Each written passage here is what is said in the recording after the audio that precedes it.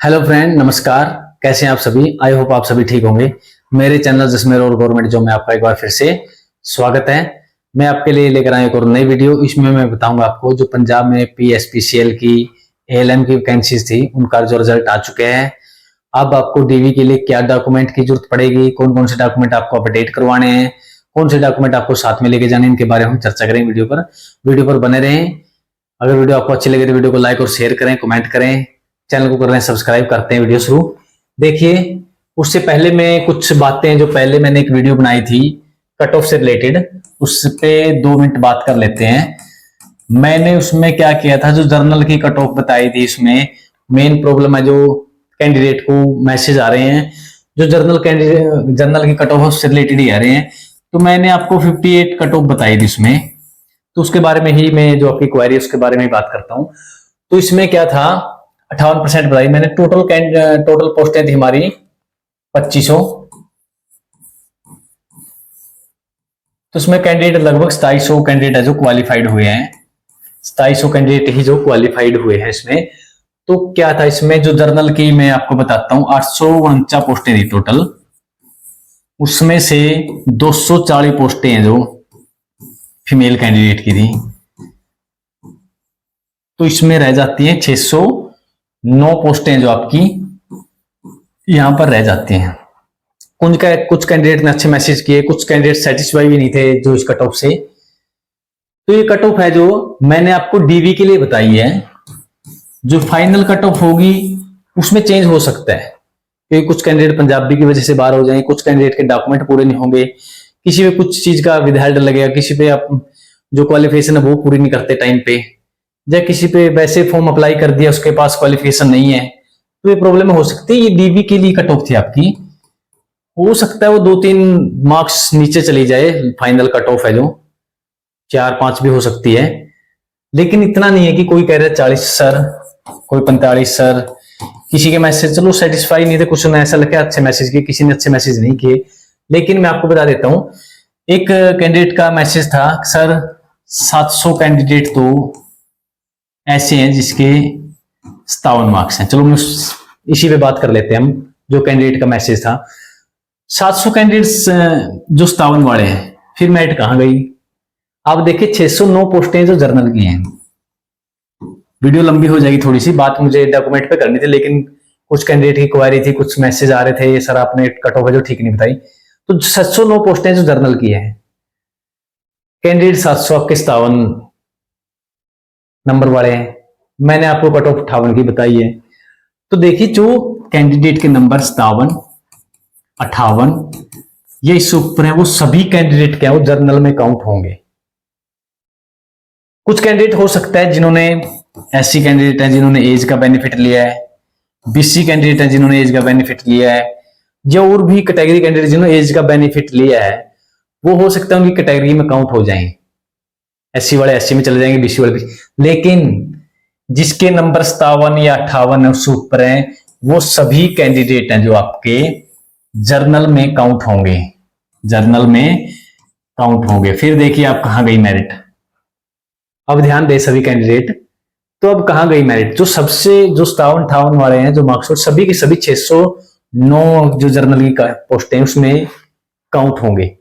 उसके बाद यहां तक काउंट होंगे, उसके नीचे जो भी एससी कैंडिडेट रहेंगे वो अपनी पोस्टों में जितनी 200 है 200 प्लस है। बीसी वाले कैंडिडेट है, बीसी वाले में 200 है 200 प्लस है जो, और कैटेगरी वाले अपनी अपनी कैटेगरी में काउंट होंगे जब। तो अब आप इसका हिसाब लगा सकते हैं आप बिग काउंट अपनी जो डीवी की कट ऑफ है वो कहां जाएगी। अब फाइनल कट ऑफ मान सकता हूं मैं, कुछ कैंडिडेट है जो निकलेंगे वो डाउन जा सकती है, लेकिन मैं इतना जो अकेले भी के लिए ऐसा नहीं है। मैं 40 पे बता दूं आपकी कट ऑफ, 45 पे बता दूं, बाद में आप कहें कि सर आपने गलत बताई, तो इस पे आप थोड़ा सा ध्यान दें कैंडिडेट। तो अब हम बात करते हैं जो आपको सर्टिफिकेट लेके जाने डीवी के लिए, उनके लिए ये वीडियो जो क्वालिफाइड कैंडिडेट है। एक और क्वालिफाइड के लिए बता देता हूं मैं, जो क्वालिफाइड कैंडिडेट है, जो जर्नल कैटेगरी के कैंडिडेट हैं, उनको 25% मार्क्स आपको दूसरे एग्जाम में भी जरूरी है आपके लिए। जो अदर कैंडिडेट है उनके लिए 20% एग्जाम, 20% मार्क्स आपके एग्जाम में होने चाहिए। नहीं कि आप 100 का एग्जाम लगाते हैं तो 25 नंबर, अगर 100 का एग्जाम होता है तो 20 नंबर अदर कैटेगरी को चाहिए आपके दूसरे एग्जाम में भी। जो फर्स्ट एग्जाम आपका वो जो मेरिट में उसके मार्क्स काउंट नहीं होते। तो जो अब डॉक्यूमेंट आपको लेके जाने, देखिए ईडब्ल्यूएस के लिए इकोनॉमिक वीकर सेक्शन के लिए certificate as per the instruction of the concerned department of government, जो गवर्नमेंट के डिपार्टमेंट के इंस्ट्रक्शन उसके अकॉर्डिंग आपका ईडब्ल्यूएस का सर्टिफिकेट होना चाहिए, अपडेट करवा लें जिसका अब नहीं है। SC/BC शेड्यूल कास्ट का जो certificate as per the instruction of the concerned department of government of Punjab, ये भी आपको उसके अकॉर्डिंग अपडेट होना चाहिए। Ex serviceman certificate submitted by self should be duly issued by the concerned district Sainik welfare officer government of Punjab. ये देखिए किससे submitted होना चाहिए, किससे इश्यू होना चाहिए, ये लिखा हुआ इसके सामने।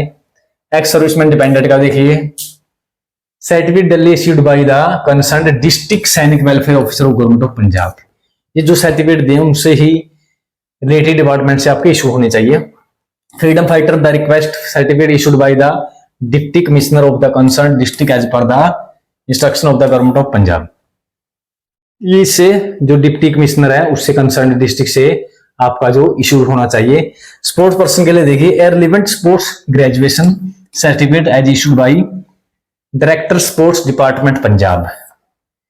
ये जो डायरेक्टर स्पोर्ट्स ऑफ पंजाब है उससे आपका जो सर्टिफिकेट है वो इशू होना चाहिए स्पोर्ट्स पर्सन का। पीडब्ल्यूडी के लिए देखिए the PWD certificate with permanent disabled shall be issued by civil surgeon of government of Punjab.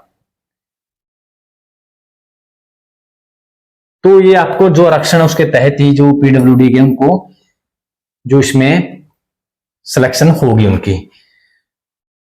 आगे देखिए डॉक्यूमेंट चेकिंग प्रोसेस, क्या प्रोसेस रहेगा। On the basis of result merit list candidate who qualify in the online examination shall be called for document checking. जो भी candidate qualify हुए उनको ही document checking के लिए बुलाया जाएगा। Candidate must produce original certificate before the document checking committee.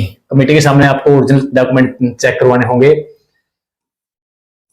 Reservation adject as per the shall be checked and the original document of उसी दिन रिटर्न शैल बी रिटर्न, उसी दिन आपको वापस कर दिए जाएंगे। सेम डे चेकिंग के बाद आपको जो डॉक्यूमेंट है वो वापस कर दिए जाएंगे। Submit one photocopy of all the document, सभी की एक एक फोटोकॉपी हो। डली अटेस्टेड सेल्फ अटेस्टेड होनी चाहिए आपकी to the document checking committee. The date of document checking shall be notified through registered mail ID mentioned his और online application and on PS.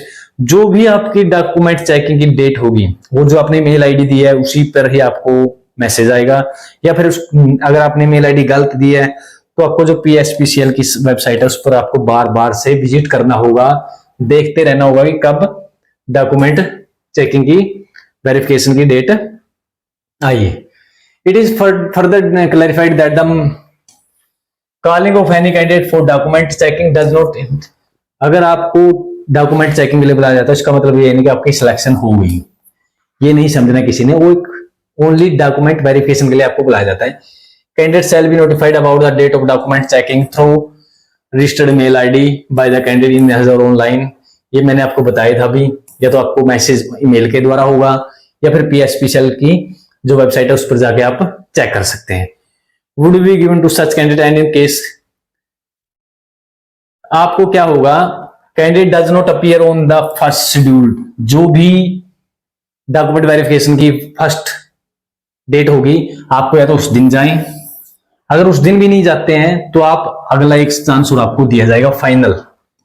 Such candidate and in case he she again fail to appear, अगर आप बाद दूसरे chance में भी fail होते हैं, अगर डॉक्यूमेंट वेरिफिकेशन नहीं कराते, then no further chance would be given, उसके बाद आपको कोई भी चांस नहीं दिया जाएगा। His her candidate shall be cancelled for without any further notice, उसके बाद आपको कोई भी नोटिस नहीं दिया जाएगा, आपको बाहर निकाल दिया जाएगा, कैंसिल कर दिया जाएगा आपको जो आपकी सिलेक्शन है। Candidate has to himself herself appear for the process of document, आपको ही जाना होगा डॉक्यूमेंट वेरिफिकेशन के लिए, ये नहीं है nobody can candidate behalf, आपके बिहाफ पे और कोई नहीं जा सकता। जो डॉक्यूमेंट वेरिफिकेशन है वो आपको ही करानी पड़ेगी, आपकी जगह दूसरा आप नहीं भेज सकते। Then his her candidate will be cancelled without any further notice. अगर आप ऐसा करते हैं तो आपको बिना किसी नोटिस के ही बाहर निकाल दिया जाएगा। ऑफर अपॉइंटमेंट ज्वाइनिंग देखिए, the successful candidate qualified in the online test and have successfully completed the process of document checking relating to the various qualification and eligibility criteria such as age, academic qualification। अगर आप सब कुछ check करा लेते हैं, certificate वगैरह, as है, जो सब कुछ ठीक हो पाता है, तो आपका shall be considered on the and found eligible after checking on his document shall be considered on the selection panel। फिर आपको जो सिलेक्शन पैनल के लिए विचारा जाएगा। The candidate will be rejected without any notice if any information, certificate or document provided by the candidate found to be wrong, fake।